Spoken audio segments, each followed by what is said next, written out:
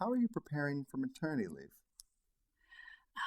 Thanks to lots of great precedent here with lots of parents who have been on some form of parental and family leave, and then lots of great colleagues at other organizations. I've started by getting a lot of good advice, and so I've asked people who obviously following our policy and precedent we've had here at Pure Health Exchange, but then also talking to people I really respect outside of Pure Health Exchange too, and asking them sort of again what did you think were the most important elements of preparing for and then being on leave and coming back, and yeah, just really good planning. I mean, have my super geeky spreadsheet of all of my goals and who's going to cover what and in what format and how that's going to be supported. And I've been lucky to have partners in that just have helped shape it. So I think the plan is pretty well laid out, but also just the key that I've heard from everyone is being ready for anything. So I think that's the part that is, you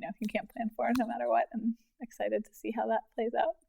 Now, is going through this process giving you a whole new perspective on the organization and what it means?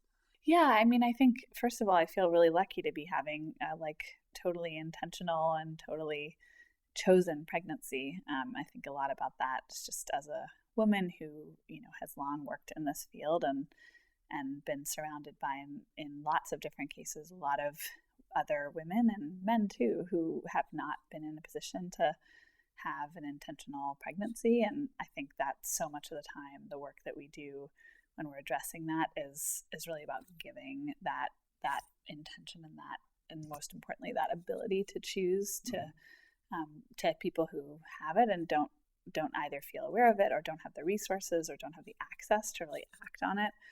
And I think it's just brought home for me in having the great fortune of being able to have an intentional pregnancy that it is it's a really big deal to get pregnant. And I knew that before at a conceptual level, and I knew it from lots of teenagers I saw in that situation. I knew it from teens we serve, but it does just make me all the more aware of how intentional it should be and how much the work we're doing to empower young people to make that choice and have the resources they need to make that choice is critically important, because anything less than that is just not doing that young person the service that they should feel to have the life they want to have.